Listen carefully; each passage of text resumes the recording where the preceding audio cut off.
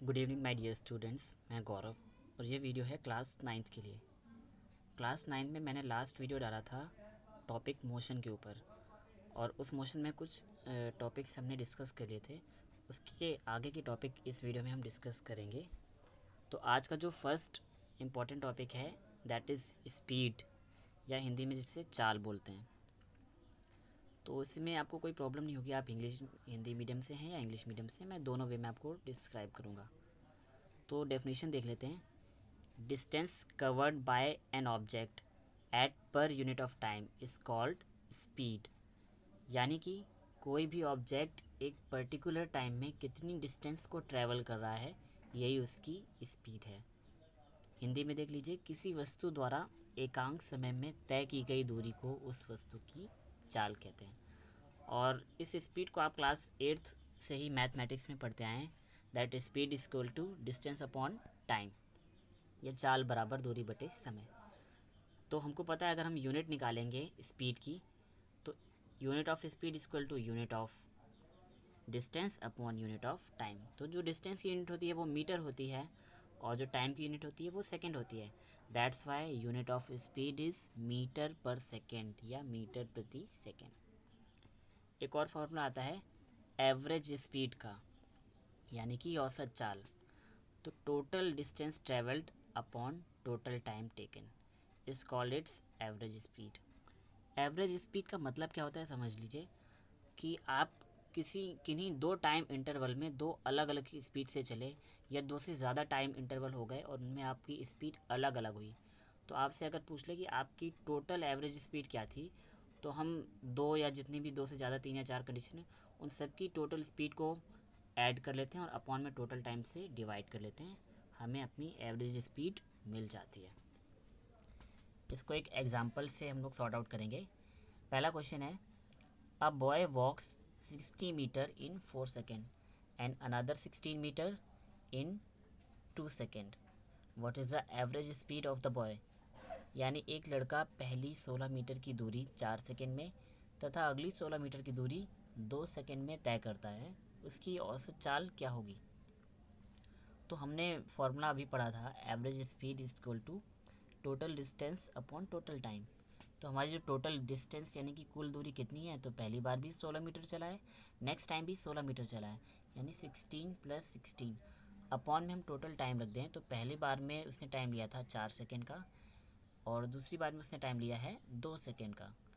तो अपॉन में हो जाएगा 4 + 2, तो अल्टीमेटली हमारा 32/6, और हम इसको कैलकुलेट आउट करेंगे तो हमारा जो आंसर आएगा वो आ जाएगा 5.33 मीटर पर सेकेंड। चलिए एक और एग्जाम्पल पर आ जाते हैं। एक और मैंने मोस्ट इम्पॉर्टेंट पॉइंट लिखा हुआ है कि अगर आपको किलोमीटर पर आवर को मीटर पर सेकेंड में बदलना है, तो हम 5/18 से मल्टीप्लाई कर सकते हैं, और अगर मीटर पर सेकेंड को किलोमीटर पर आवर में चेंज करना है तो हम 18/5 से मल्टीप्लाई कर सकते हैं। अब एक और एग्जांपल कह रहा है, a car passed the 50 kilometre 110 kilometre and 170 kilometre marks at 8:30 AM, 9:30 AM and 11:30 AM respectively. Find the average speed of the car during. अब ड्यूरिंग में उन्होंने तीन कंडीशंस दे रखी हैं। पहली कंडीशन कह रहा है 8:30 AM टू 9:30 AM, कि 8:30 से 9:30 के बीच में उसने कितनी एवरेज स्पीड थी। उसके बाद 9:30 to 11:30 AM and 8:30 AM to 11:30 AM। तीनों अलग अलग कंडीशंस हैं। तो हमें पता है एवरेज स्पीड को कैलकुलेट करने के लिए पहले हम ए वाले पोर्शन को सॉर्ट आउट करेंगे, यानी कि 8:30 से 9:30 की टाइमिंग में। ठीक है, तो सवाल को ध्यान से देखिएगा। अ कार पास्ट 50 किलोमीटर, ठीक है, और 110 किलोमीटर एंड 170 किलोमीटर, ठीक है। तो 8:30 की टाइमिंग पे कार जो थी वो 50 किलोमीटर के मार्क पे थी, और वो 9:30 पर आते ही 110 किलोमीटर के मार्क पर आ गई ना। सो यहाँ पर देखिए, distance covered between 8:30 to 9:30 AM is 110 minus 50। ये मैंने क्यों किया है, क्योंकि जब वो 9:30 बजे था तब उसने 110 किलोमीटर वाला पॉइंट क्रॉस किया था, और जब वो 8:30 पे था तो 50 किलोमीटर वाला पॉइंट क्रॉस किया था। यानी कि इन दोनों के बीच की जो डिस्टेंस हुई वो लास्ट वाले में से फर्स्ट वाले को माइनस करके आ जाएगी। सो 110 माइनस 50 कर देंगे तो इस ड्यूरेशन के बीच में 8:30 टू 9:30 के बीच में जो एक्चुअल डिस्टेंस आई है वो आई है 60 किलोमीटर। ठीक है, अब हम बात करते हैं टाइम टेकन की। तो 8:30 टू 9:30 के बीच में कितना टाइम हुआ, 1 आवर का टाइम हुआ ना। तो we know that speed is equal to distance upon time.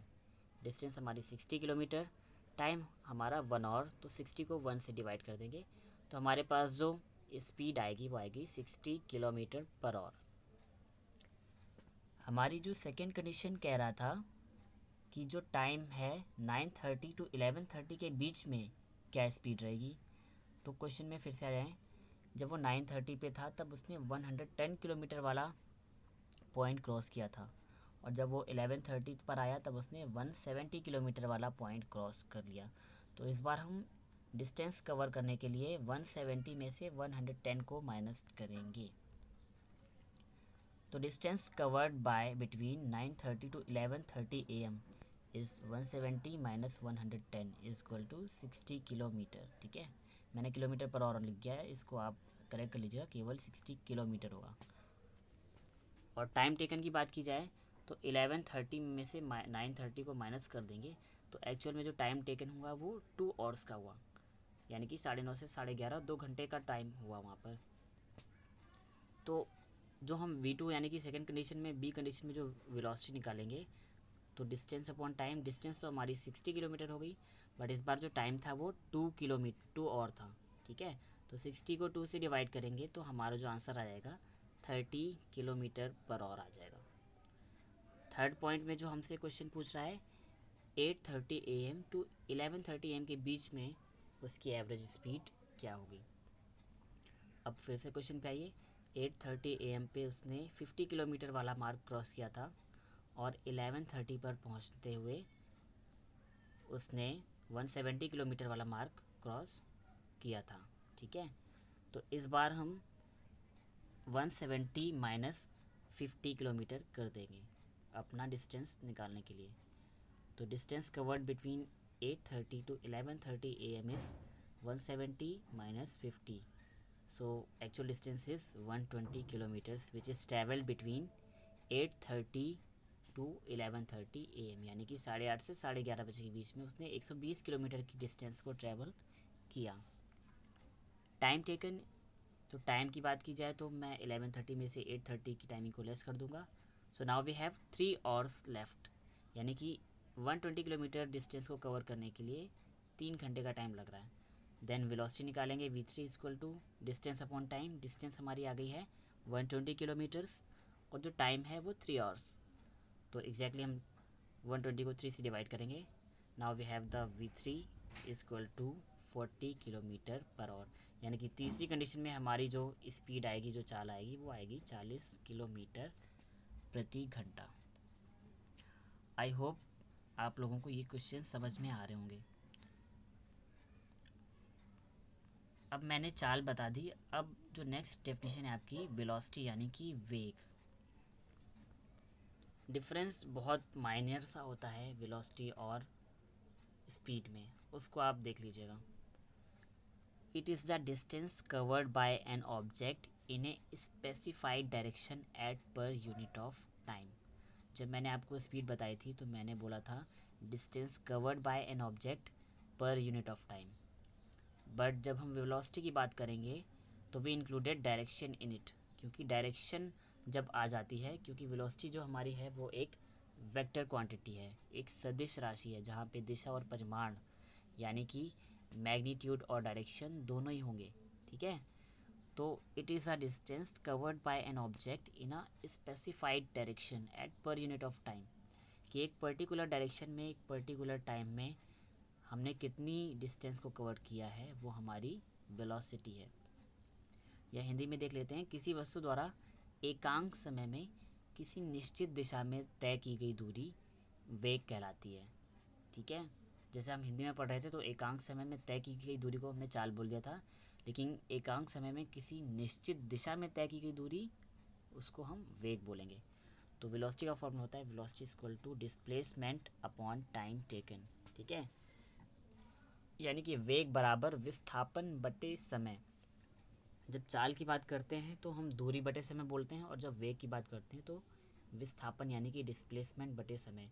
और दूरी और विस्थापन में क्या डिफरेंस होता है ये मैंने लास्ट वीडियो में आपको डिस्कस किया भी था। अगर जिसने नहीं देखा है तो वह इस वीडियो को, इसके पहले वाला जो मैंने वेलोसिटी का वीडियो भेजा था उस पर आप देखकर समझ सकते हैं, ठीक है। तो ऐसा ही unit of velocity is metre per second, ठीक है। जैसे हमारी स्पीड की जो यूनिट होती है मीटर पर सेकेंड होती है, सेम एज़ हमारी वेलोसिटी की यूनिट भी मीटर पर सेकेंड या किलोमीटर पर आवर होती है। अब हम बात करेंगे एवरेज वेलोसिटी की। जैसे हमने एवरेज स्पीड पढ़ी थी, औसत चाल पढ़ी थी, वैसे हम औसत वेग पढ़ेंगे, ठीक है, एवरेज वेलोसिटी। तो औसत वेग इक्वल टू कुल विस्थापन बटे कुल समय या total displacement upon total time.